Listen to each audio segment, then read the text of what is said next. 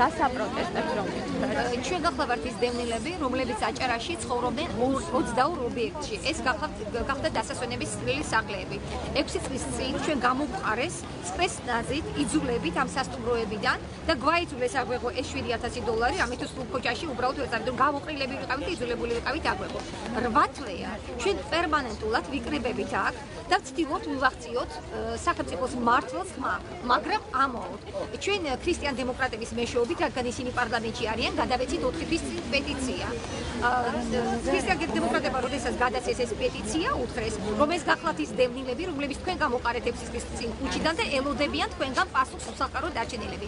პრეზიდენტის პასუხი იყო ასეთი, რომ ჩვენ აუცილებლად მივხედავთ მათ, მაგრამ დღემდე უკვე 4 თვეა გასული. არავითარი პასუხი არ მიგვიღია.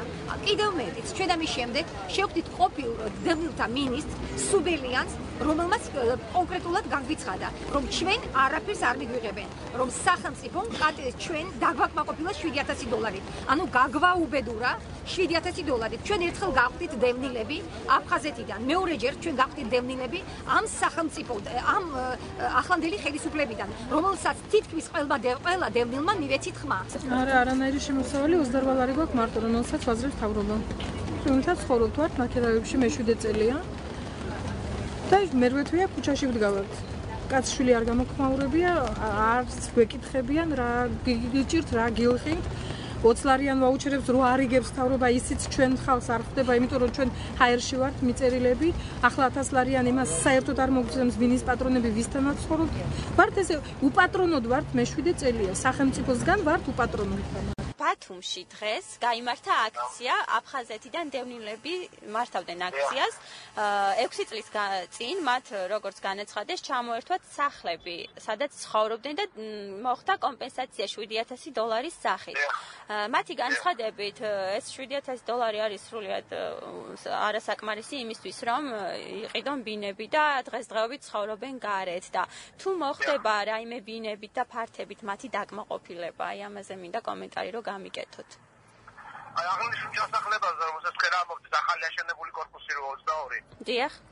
ჩვენ დონორებთან ერთად გამახორციელეთ ევროკომისიის დაფინანსების განხორციელება და ამ პროექტში იყო ჩადებული, რომ შესაძლებელი ამ პროექტის ბენეფიციარები იყვნენ მარტო ის დევნილები, რომელსაც სახელმწიფოსგან ან დონორისგან სხვა დახმარება არ მიუღია.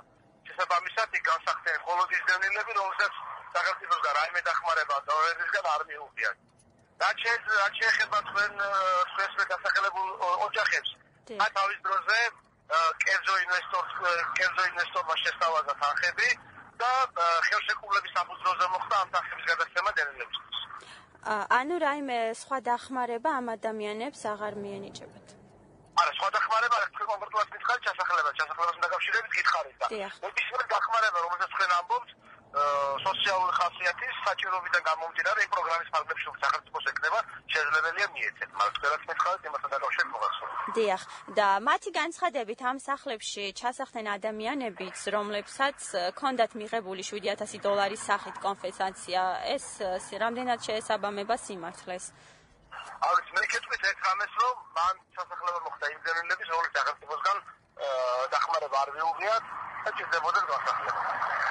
დიახ, ანუ ეს ადამიანები სხვა საცხოვრებელ ბინებს ვერ მიიღებენ იმის მიუხედავად, რომ არანაირი სახლი არ გააჩნიათ. არა, აი მე გეტყვით ახლა, არის არსებობს მაგალითად სოციალური სახლი. დიახ. მნიშვნელობა არ აქვს ადამიანი დევნილი, არ არის დევნილი, მიიღო მაგალითად საცხოვრებელი სახლი ან არ მიიღო, შეუძლია თქვა იქ მიიყვნენ ბენეფიციარები ამ პროექტის. თვითონ კონკრეტულად ამ პროექტი, რასაც თქვენ მკითხეთ, იმასთან დაკავშირებით მოგახსენეთ, რომ სოციალურ ხასიათის დახმარება შეიძლება გაეწოს ნებისმიერ ადამიანს, მათ შორის დევნილსაც საჭიროებიდან გამომდინარე.